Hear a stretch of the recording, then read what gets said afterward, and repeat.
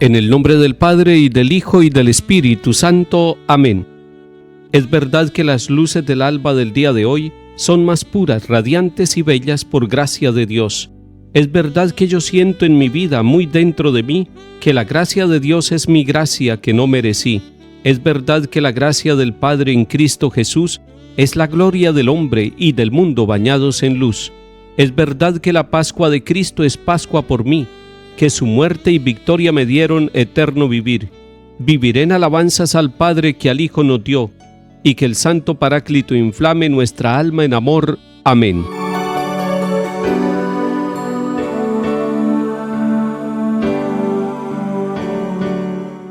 Lectura de la segunda carta del apóstol San Pablo a los Tesalonicenses, capítulo 3. En nombre del Señor Jesucristo les mandamos, hermanos, que se aparten de todo hermano que lleva una vida desordenada y no conforme a la tradición que recibió de nosotros. Ya saben ustedes cómo tienen que imitar nuestro ejemplo. No vivimos entre ustedes sin trabajar, no comimos de balde el pan de nadie, sino que con cansancio y fatiga, día y noche, trabajamos a fin de no ser carga para ninguno de ustedes. No porque no tuviéramos derecho, sino para darles en nosotros un modelo que imitar. Además, cuando estábamos entre ustedes, les mandábamos que si alguno no quiere trabajar, que no coma. Que el mismo Señor de la paz les dé la paz siempre y en todo lugar. El Señor esté con todos ustedes. El saludo va de mi mano, Pablo, que está en la contraseña en toda carta. Esta es mi letra. La gracia de nuestro Señor Jesucristo esté con todos ustedes. Palabra de Dios, te alabamos, Señor.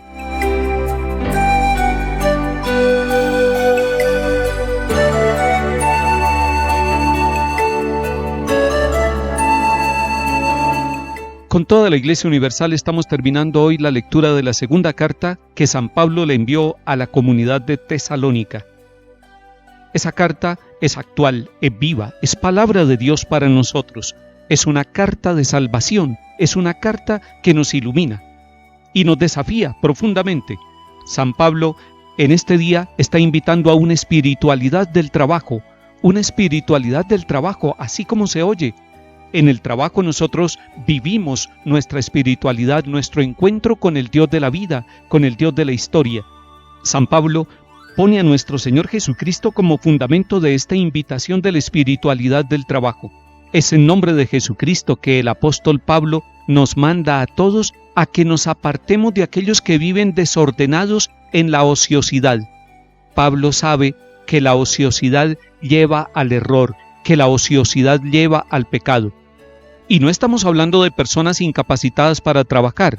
Estamos hablando de personas que tienen capacidad, que tienen salud, que tienen vida para trabajar y sin embargo prefieren vivir ociosamente.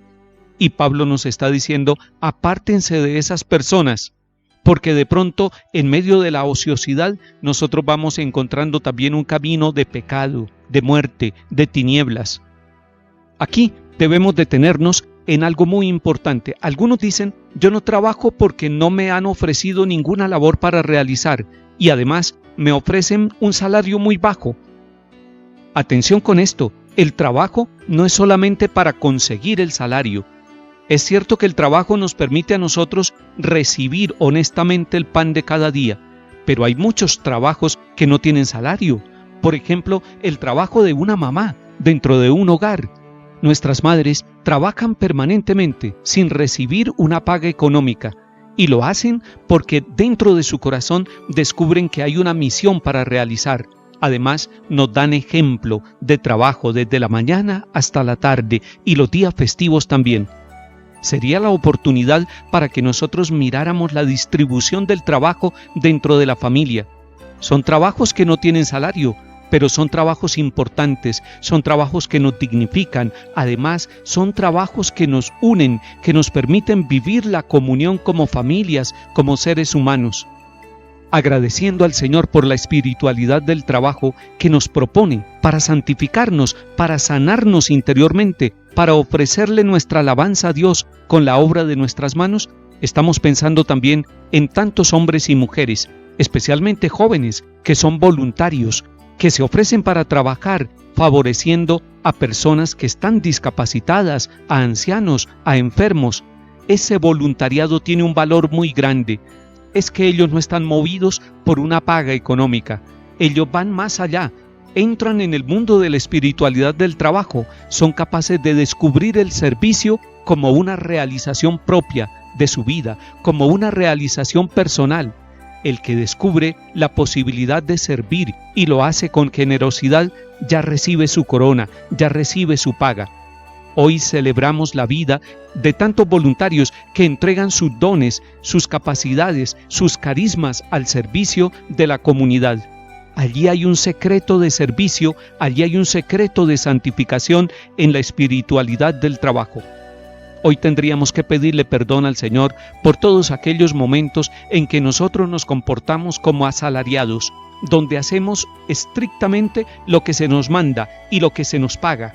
Hoy tendríamos que pedirle perdón al Señor cuando explotamos a otros, cuando no les pagamos el salario justo, cuando no somos capaces de acompañarlos justamente en las labores de cada día. San Pablo era tejedor de lona y se fue encontrando con las personas en medio del trabajo y fue combinando la evangelización con el trabajo manual. Por eso en esta palabra que escuchamos hoy, él se pone como ejemplo. Y no lo hace con vanagloria, lo hace con humildad, sabiendo que él ha asumido las labores de cada día, que ahí ha conseguido con su cansancio, con su fatiga de noche y de día, el pan de cada día. Y todo para no ser carga para nadie. Tendremos que aclarar también que hay personas que ya trabajaron toda la vida y que son parte de nuestra familia o de nuestra sociedad. Los ancianos que lucharon, que nos enseñaron, que gastaron su salud, que gastaron su vida por nosotros. A ellos hoy debemos atenderlos, a ellos hoy debemos con justicia acompañarlos, con ternura. No podemos exigirles que sigan trabajando.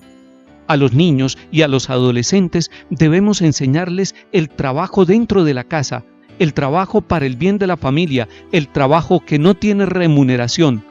Porque cuando un niño o un joven se compromete en la espiritualidad del trabajo, sabe que lo que hace, lo hace para el bien de todos y que no es necesario recibir una paga cuando se hace con amor, cuando se hace por el bien familiar.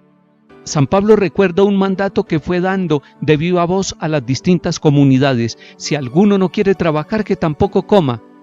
Y es que había en las comunidades paulinas, en las primeras comunidades cristianas, algunas personas que vivían del chisme, que vivían criticando a todas las personas, pero no se comprometían en nada, no estaban dispuestos a mover un dedo. Hoy también podemos nosotros ser ejemplo como Pablo para los demás, trabajando con nuestras comunidades, combinando oración y trabajo, santificándonos a través de la labor de cada día. San Pablo termina diciéndonos que la gracia del Señor Jesucristo esté con todos ustedes, que la gracia del Señor se haga presente en los talleres, en las fábricas, en los campos, en los barrios, en todos los lugares donde nosotros trabajamos y vivimos, en las oficinas, en los laboratorios, en las escuelas, en las universidades. Que todo trabajo que nosotros realicemos sea para ofrecerle nuestra alabanza a Jesucristo el Señor, que vino, que compartió con nosotros la existencia, que amó con corazón humano siendo el Hijo de Dios, que trabajó con sus manos siendo el Hijo de Dios, que se fatigó como todos nosotros siendo el Hijo de Dios. Así, la presencia de Cristo Jesús en nuestra vida nos motiva para levantarnos todos los días a ofrecer lo mejor de nuestra existencia, trabajando con los demás, encontrándonos con ellos, dignificándonos y santificándonos. El trabajo honrado produce paz.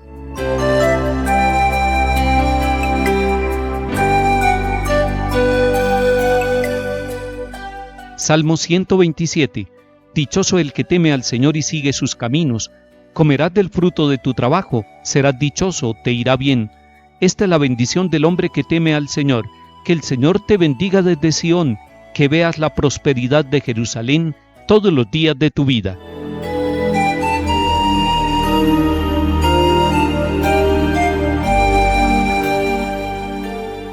Lectura del Santo Evangelio según San Mateo, capítulo 23. En aquel tiempo habló Jesús diciendo: «Ay de ustedes, escribas y fariseos hipócritas, que se parecen a los sepulcros encalados. Por fuera tienen buena apariencia, pero por dentro están llenos de huesos y podredumbre.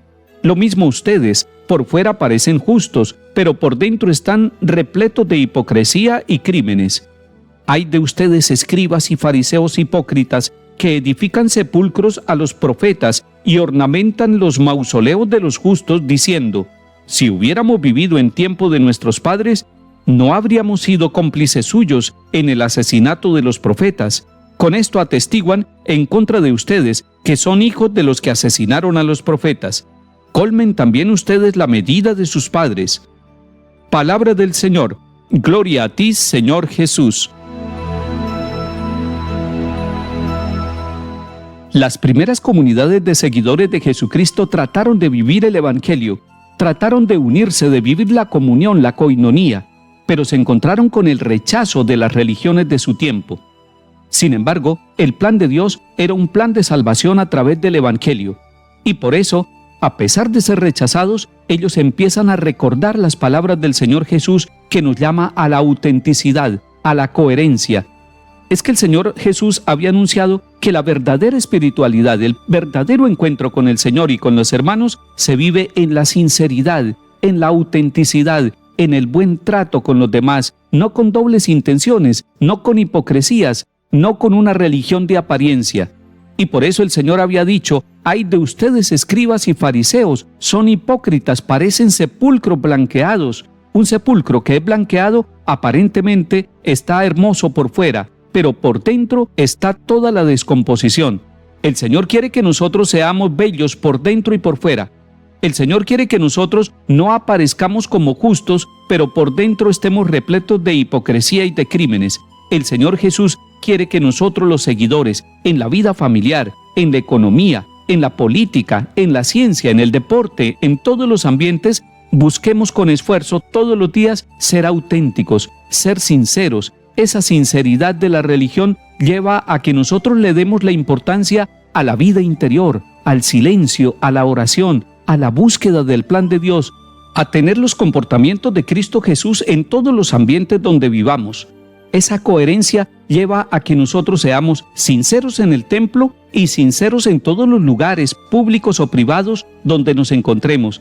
Así, de esta manera, sí nos vamos pareciendo cada día más al Señor, y entonces nuestra religión será una religión que nace del corazón y que se convierte en obras, en actitudes, en relación con todas las personas y con todo lo que Dios pone a nuestro alrededor. Luego, en el segundo ay, el Señor también le está diciendo a ellos que son personas que elogian a los profetas, que elogian a los que les anuncian el Evangelio y hasta les construyen mausoleos, pero que no reciben la palabra, que no la viven. A los profetas los exaltan, sin embargo, su palabra, la palabra anunciada por Dios a través de los profetas, no se convierte en palabra viva para ellos en su corazón. Son aquellos que vuelven la religión como un espectáculo, aplauden al conferencista, aplauden al predicador, pero ese aplauso no corresponde a la acogida que dan en su corazón. No acogen a los profetas, no acogen realmente la palabra, acogen el show, el espectáculo, lo externo, pero se les olvida acoger realmente al enviado de Dios como profeta. Esto lo está diciendo el Señor en su tiempo. Eso lo vivieron las primeras comunidades y esa tentación puede caernos también a nosotros. Una tentación de vivir una religión de apariencia y una religión de espectáculo, de show, pero no una religión metida en los acontecimientos de la vida de cada día y en la búsqueda del Señor, en los acontecimientos pequeños, sencillos, cotidianos, familiares de nuestra vida y de nuestro trabajo. Señor, danos una madurez de la religión, danos una madurez de la espiritualidad, de tal manera que seamos coherentes, de tal manera que seamos humildes, de tal manera que seamos sinceros en nuestra vida, según el Evangelio que la Iglesia nos ha predicado y que tratamos de vivir. Que el Señor nos bendiga y acompañe. En el nombre del Padre, y del Hijo, y del Espíritu Santo. Amén.